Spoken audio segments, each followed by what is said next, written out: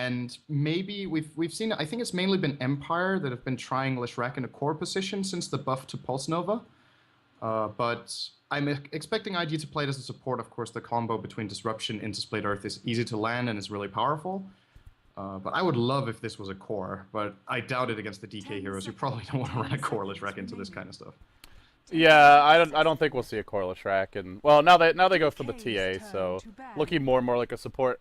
To me, Leshrac is it's almost even an extreme case of the support Mirana in some ways, where if you don't get a lot done in the laning stage, yeah, in theory Leshrac scales well with farm, and he does have a stun, but it's not really a reliable stun. You need the disruption to set it up every fight, and he's so squishy. That hero is he'll die to collateral damage. You don't even really have to focus him in team fights, and the support Leshrac, we saw it once yesterday in DK versus Newbie, did not go well. They got a few kills in the laning stage, and then you go into the mid game, and you're basically fighting 4v5 because unless he gets farm, he's food. So we'll see if IG can make it work. But he is one of the supports that does manage to find farm if he has a good start, though. Like his abilities are really good for farming the jungle and for pushing lanes. And I think a mistake that is often made by teams that play support Leshrac is that they don't let him farm. Sometimes you can even let one of your core position heroes step down for a little bit so that Leshrac can either get that Bloodstone or get those 2 bracers or something like that we've seen. It's really impactful to just get some health on this hero, and he pays it back threefold if he gets farmed. So, but like you said, he is squishy. If he has a bad game, he has a really bad game. There's generally not bad Leshrac games where Leshrac comes back. Then it's his team winning. So I'm with you on that. But we'll see what IG do. What do you think about the TA pick into Death Prophet ult into Masked Serpent wards? I feel like there's so much damage over time here, or many instant damage, multiple instance damage rather, that will just remove refraction here. I'm not quite sure about that pick. Yeah, refraction is... It's not going to be so good this game against the Death Prophet. I guess the main thing here for IG is they needed a hitter. They have the Doom. He's going to be more of the utility offlaner, and DK don't have the best heroes to gank TA early on. So I think she'll have a pretty good laning stage, but it's more like later on in the game. How much will she offer? You can't hide from the Void. You meld, he's still going to chrono you and right-click you.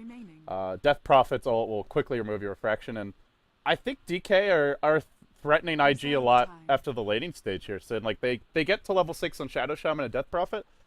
I don't even know if they need the medallion, but they can just go into the pit at any point, and how do IG engage into that? They don't have a great initiator. They have Doom. But maybe if they get a blink on him, he can be the one who jumps in, but I really like DK's position in this draft if they get through the lanes. They just have such good Roshan control, and I think IG will have a tough time stopping it. Yeah, well, we're gonna see what DK goes for as the last pick here. Of course, their pushing power is pretty insane. They're gonna get the Viper here, another good hero against the Templar Assassin, and I believe I saw a stat that TA has the highest win rate for the previous version of all heroes, or for this version even. It's like 60%, which is very, very high, but I think a big part of that is because it's such a great last pick. In some games, TA is just incredible if there's not a lot of multiple instances of damage and if you have a good matchup in mid, but in this kind of game, I have a hard time seeing TA being very impactful. I think DK have drafted very well against locking TA down now, and when you look at IG's heroes, I think a lot of the responsibility actually lies with the TA, so I'm curious to see how they deal with this. I think no matter how much farm TA gets, this is just a hard game, even if you have free farm for 15 minutes. Yeah, running her against Void is already tough, and now with Viper, it only gets harder. I really like the way DK is drafting into the Doom as well. They see the Doom pick and they go 2 tanky cores. Actually, I guess you can say 3 since the Void will probably be building like Ags and going for, your Initiator 3-position Void style. So at that point, you've got 3 tanky cores, heroes that get doomed, and they're still tough to bring down during the Doom. And also running multiple cores against Doom, to me, is the smart way to play it. Now, who do you Doom? Do you Doom the Void? Then Death Prophet goes ham in the fights. I think Void's probably your #1 target, but if he gets off Chrono at that point, I don't know what you do. It's an offlane Void, though. Yeah. So he is basically the Chrono, which I think is really cool here for DK because we've seen other Chinese games. Sorry? No, that's okay. Go on. We've seen other DK games or other Chinese games in general where Doom is just so impactful against the carry Void because, like you say, he gets the Chrono off and then he hits hard. If you get Doomed, though, you're kind of nothing in these fights. But if he Dooms Ice Ice Ice, he's dooming the... I'm assuming Ice Ice Ice will be the 3rd most farmed hero on the team. He is played as position 3 here, but that's not a guarantee in either case. But you can't really expend a Doom on this Void, because then Death Prophet and Viper just go too crazy. But then again, dooming a Death Prophet that already used ult like we talked about is kind of useless, and dooming a Viper might not be that good either, because it's... I really favor DK a lot in this one, to be honest. I don't know if you agree. Just draft-wise, I think they got a really good trade. I think IG just have to win the lanes. Like, I feel DK can lose the lanes and still win, and I think, obviously, if they win the lanes, they're in really good shape. But IG, to me, especially with the Shadow Demon Lesh combo, have to win the laning stage. It's like a more extreme reverse case of last game, where I felt like DK, as you pointed out, you run Shadow Demon Mirana, you've got to find some kills, but this game, it's even more so that they have to have a really strong start. So, yeah, I'm on board with you. I generally prefer drafts that have multiple ways to win, either early, mid, or late, and DK's draft definitely fits the bill in that regard. Yeah, this tri lane for IG, though, is pretty damn strong. I can't see DK winning this lane, and the thing is, it looks like they're actually going to walk into this lane and try to take this, so... Burning will be playing... Oh, actually, let's just introduce DK really quickly so we can get on with the lanes. We're going to have Mushi playing as the Death Prophet in the top tri-lane. So tri-lane Death Prophet together with Lanham and Shadow Shaman and MMY on Mirana again. He's probably going to be performing a little better than last game. Burning will be playing as Viper in mid, and then Ice Ice Ice in the off lane with 9 tangos and a Salve in the Void. I think he's going to be okay against the solo Doom. Yeah, I don't know if they're expecting the aggressive tri-lane, and, well... Ice Ice Ice has got a bit more regen than he'd like. I mean, at this point, you'd rather just have the early boots or even a Quelling Blade if you expect the 1v1 matchup. But yeah, we'll see how it works out for Ice Ice Ice. He won't be leaving the lane anytime soon. And meanwhile, on the side of IG, we've got YYF in the aggressive Trine as the Wind Ranger. This is like an orange esports TI3 style tri-lane, just very aggressive, anti-farming tri-lane. Just look to shut down whoever's here top. Chuan on the Leshrac. Faith will be playing the Shadow Demon. Solo mid, we do a 430 on the TA. He's going to have his work cut out for him against the Viper. And that leaves Luo as the Doom. Yeah, 430 is, he's going to have a tough time here against the Viper, I feel. We'll see how well he does. Whenever there's Faith going up really far here. Left stun will connect, and that's on Lanham. This is the easiest hero of the tri-lane to kill, and not a good start for DK. Pretty far out of position there, to be honest. I love this choice from IG. We mentioned how it's important that they get off to a good start in the early game here, and they realize they have the way stronger tri-lane, they run an aggressive tri, and whenever you're playing tri versus tri-lanes and one lane is winning heavily, I think that's the recipe to the shortest possible game. You can't win a game faster than if you crush a tri versus tri and just snowball off it, unless you're running some sort of a cheese Roshan level 1 push strategy or something like that. DK are already pretty heavily on the back foot, and it's only 1.5 minutes in and it's been first blood, but the problem is they have to adapt to this. They cannot play this lane. But then where do you go? Do you run an aggressive tri-lane Void now with the supports down here? Looks like they might try that. IG can just move around and have more impactful supports right now. They're level 2. That's such a big deal for Leshrac and Shadow Demon. It upgrades their damage by about 50%. Yeah, you get the Soul Catcher now, you've got the Edict if you want it, although Tron has actually gone Lightning Storm, which does have that 75% slow for a half second now, so it's been upgraded a bit, and it seems IceFrog wants to encourage people to not always go for the Edict build, so let's see how it works. Faith did make his way down to the top rune, it was spotted, and IG will go back top, so they continue to put pressure on the Death Prophet. Meanwhile, you mentioned Lanham rotating bottom, but really... this is not an easy kill on the Doom here. Luo's already got very boots. obvious. Yes. Luo is completely aware of what's going on, and this is already reminding me of Game 1. It was the same with Luo's Invoker. DK tried to rotate, and IG were just ready for it. It's the same story once again. And in the top lane is... oh. They're going to pressure Mushi here, it looks like. Draw the wave back and dive him under the tower. Yeah, looks like it. Dire's top tower is under Well, They're going all in here. Are there any TPs on DK? No. There aren't. He's just dead. Poor Mushi. It's like, what do you do? He'll tango his way through. He'll run out the other direction, but they've got a disruption to find him here, and the splitter should be coming soon. Is the time just right? Yes, it is by Tron. Power shot connects, and the lanes are already totally falling apart for DK. So, like, what do you do at this point? Oh, that'll help. They get the kill bottom on Luo. Just caught the tail end of it. Actually did manage. Luo was like, okay, I can't believe it. This Shadow Shaman has to leave at some point. Nope.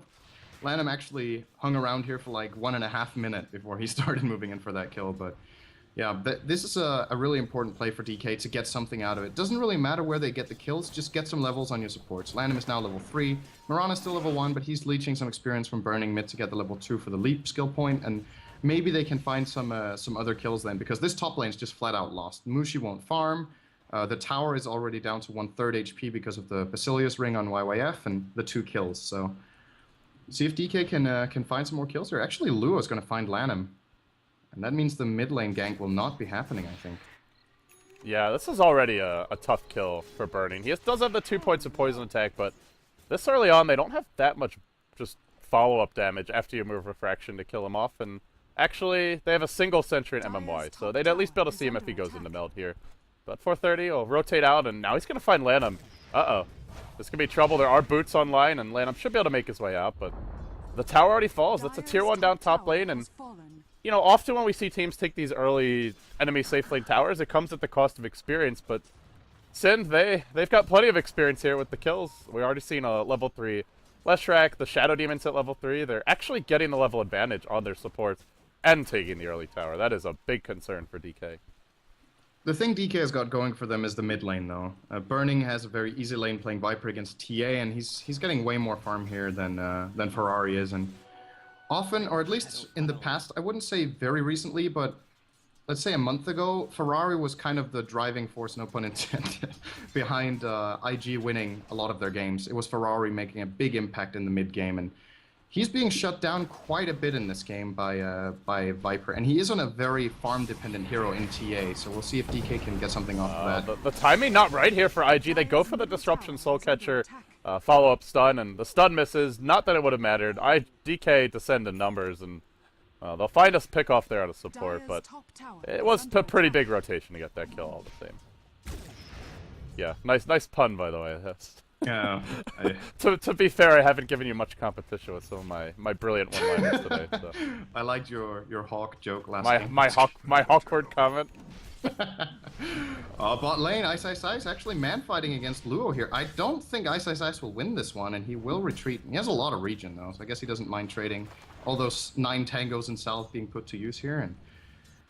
And rotation again, MMY on the way, level 2 in arrow.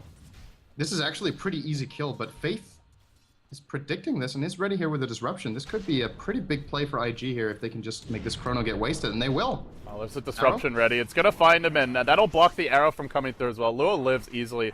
Chrono now on cooldown. Just really nice anticipation by IG. And we'll see Chuan rotate in as well. He's got a smoke. I wonder if IG look to make a move elsewhere on the map. Burning's been just continue to sit mid and annoy the TA. Now up 15 CS, 14 denies. It's pretty much to be expected in this matchup, and... Well, 430, he'll have to catch up his farm elsewhere, but for the time being, the smoke not forthcoming. Luo still not level 6. He's actually does have the best creep in the game, though. Yeah, the heal creep, you're a fan? Excellent trade-off. You trade 5 mana for 15 health, I mean, just get a soul ring. I guess he hasn't had the best previous level yet. strats by Sind. Previous really awful. 430 tries to go this, but he's already been caught by the Viper Strike with the Sentry coming out. Easy rotation for DK. You know, I gotta say, the one thing the one thing DK have going for them is Ice. He just destroyed this Doom in lane. 37 and 17 to the 17 and 4 of Doom. He got a fast level 6, but the wasted chrono really hurts there. Not really able to exert pressure for the time being. I still think DK are in okay position. They have the chrono online. They're gonna get a mech soon, and these two can kind of hold them through the mid game while the Death Prophet catches up. Exactly. Considering how the top lane went, they're now giving a lot of space to Mushi by pushing that tower and not having anyone lane up there, so he's just free farming, and their supports, in contrast to the previous game, DK's supports have managed to set up kills. Lanham has been in all 3 kills for them, MMY has been in 2 of them, and Burning already winning the mid lane now even gets a gank. TA cannot stand in this mid lane anymore, and it's a really big problem for Ferrari. He's resorted to starting to farm in the jungle, actually, here, which is far from ideal. He's just too scared to be in mid, so even though they lost the tower early on, they're looking pretty good, and now looks like IG are out for more tower blood here. Yeah, they have no points in Edict yet, though. Chuan's only level 3, so the push won't be that fast. Ice looks for Chrono, but he gets Split Earth. IG are too quick on the trigger, and no Doom to follow this up. They already wasted it earlier bottom, so as a result, he will make his way out. But DK go for the trade. By the way. What's that? Void's skill build, what do you think? This is very unusual for me to see.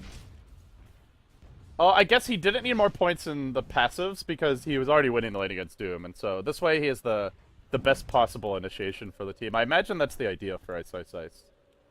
He he was just crushing the Doom as it was. Yeah, most of the time, however, this is also the reason why most Voids just get 2 points in Time Walk.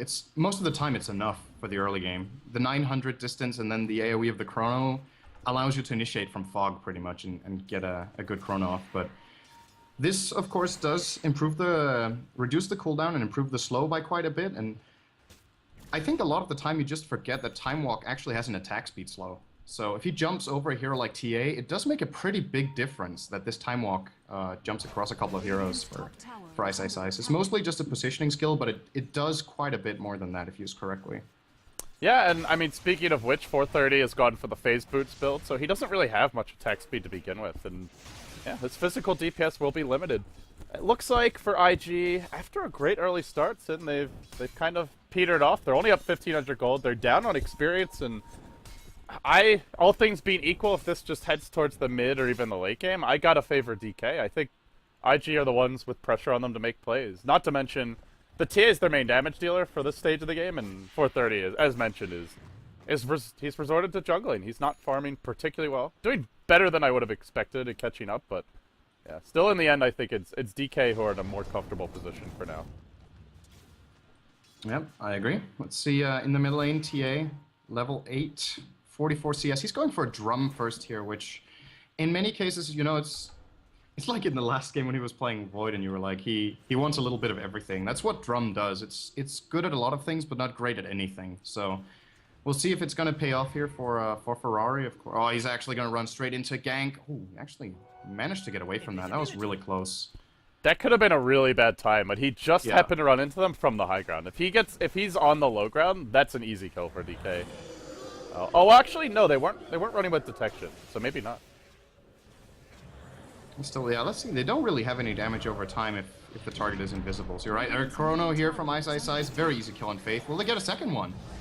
Lanham could have looked for YYF there, but the buyback comes out instantly. They've already used the Chrono Shackle. Gonna connect on two. They Doom MMY. Power shot splashing through. Ice Ice Ice dropping low. Mushi, though, with the Ghost, is starting to go to work. 430 also to fall here. It looks like he tries to retreat. He goes in Viz. Can he turn this one around? Mushi is just cleaning up. He's too tanky. They lose low. The Doom on Momoya amounts to nothing as YYF makes his way out.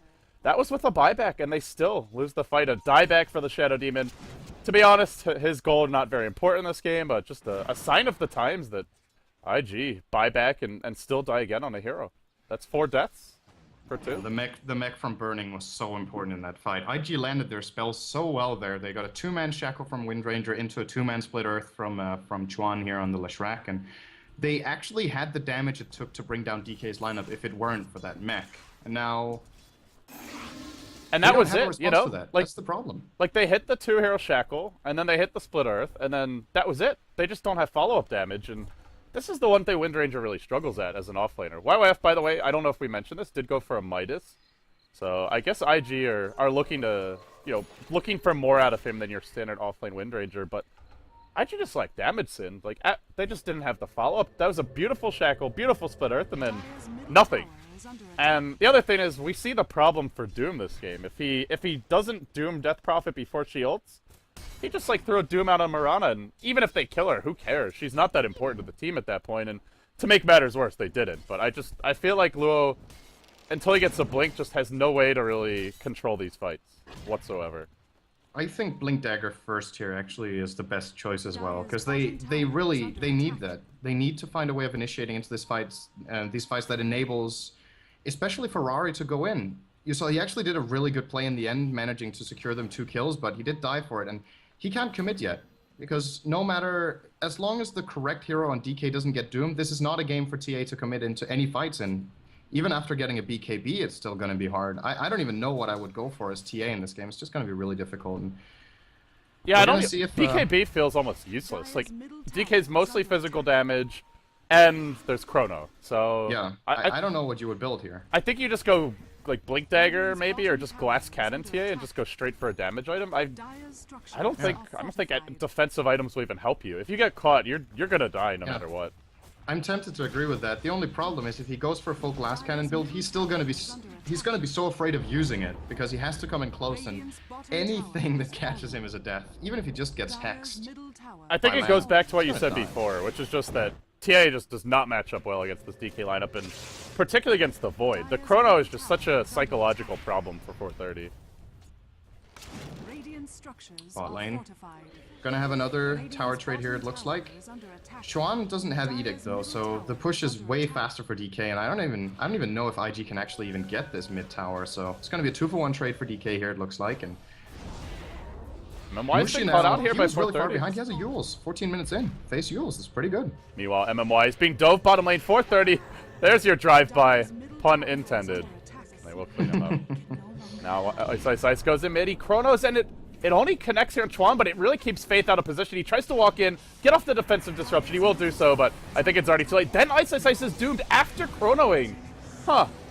Well, very questionable chrono, or Doom, I would say. And now they'll lose Faith as well. Burning, charging in. Faith isolated in the trees. He'll go down, so a 2-for-1, even counting the drive-by by 430. It's just, I don't know about that Doom. I don't think it matters, but ugh, that wasn't good. Yeah, kind of a panic Doom. It was just like, look, I'm helping. This is what my hero can do right now for our team. It's like, I gotta use my spells, guys. Yeah. You can't say I didn't Doom them. That's not why we lost the fight. Yeah, I guess that's the worst way to lose the fight, is just to not use your spells at all and have your team like, why don't you Doom somebody? So it's like, well, I did Doom somebody. Yeah. Just the wrong hero at the wrong time. Yeah, I don't know if there was a right hero there, though. I think it didn't really matter what he did. He's still gonna lose it. And the problem here is that, oh, actually, I didn't even catch that. Yeah, they just disrupt Split Earth, and the backtrack for Ice has been very weak. I gotta say, I'm not impressed by his Faceless Voids, and he's clearly does not know how to play the hero. MMY will leap out. That's what you get. That's what you get? You get few backtracks if you only have it on level 1. I mean, that's fair. He's going for a very greedy, aggressive build here, which has been working well so far. I'm on board with the Time Walk level up, but I don't really think you need to be leveling Bash over backtrack. To me, he's much more important for Chrono than he is as a damage dealer, and I guess he's been getting them off most fights. But, yeah, that is what you get, I suppose, with the level 1 backtrack. Now tier 1 tower top fell, and immediate transition into Roche. This is something DK's lineup is very, very good at. Of course, they have a Medallion, they've got Death Prophet Ultimate, they've got Mass Serpent Wards. Very, very easy pickup here. Viper's gonna take the Aegis, and I think this... So I said before this game that in these best of 5 series, there's generally a couple of short games and some longer ones. I think this one could potentially end up being even shorter than game 1. DK pretty much has... They have everything they need to go high ground, and IG... Let's be honest, their high ground defense is pretty underwhelming. They have Power Shot, which is okay, and then Lishrak Lightning level 2, Shadow Wave level 2. I don't think it cuts it against this lineup, to be honest. Yeah, I don't think so either. They just don't have any threatening combo. Like, they have okay spam with the... Well, Lightning Storm's actually only level 2, so even that's underwhelming, but... Yeah, their spam's okay, but their killing power is pretty mediocre. Like, so what if they had a 2-hero Shackle? Everyone's tanky on DK. Mushi, you mentioned the early Yules, now he's got a Vitality booster, working towards the Rod of Atos, and Ice, well, actually has chosen to go full Glass Cannon, so maybe he's got to be worried about a Power Shot, but Shadow Shaman's got a Blink, he'll be sitting back, and Burning's tanky with an Aegis, so yeah, I really don't think they're worried about breaking the base. They also don't need to be fair. DK, if they want, can farm it out for some time, but they are looking for the pick off mid right now. YYF heading out nearest tier 2. That's not a safe zone. If Ice sees him, he can go for a Kronos. You see YYF scrambling backwards. By the way, Doom is entirely opting to skip the Blink, and he's gone for a Necro Book. What do you make of this? This is pretty unconventional for Doom.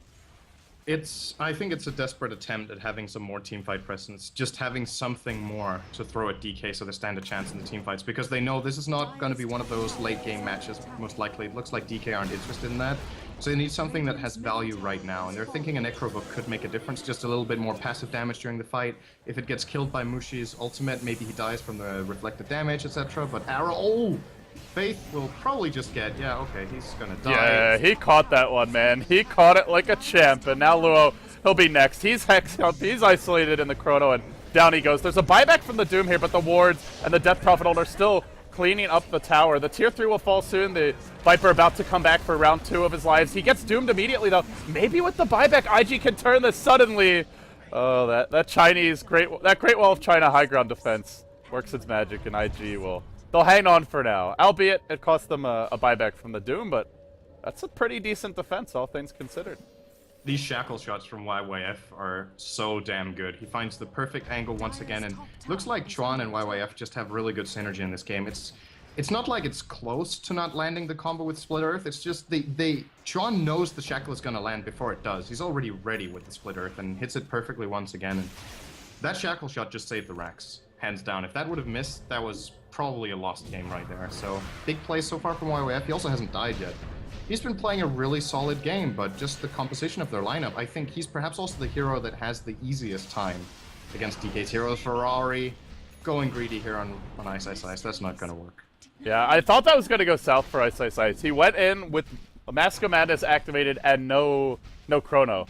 And he took one melt shot, lost like 2/3 his health, but then the backup arrived, and in the end, 430 just had nowhere to go.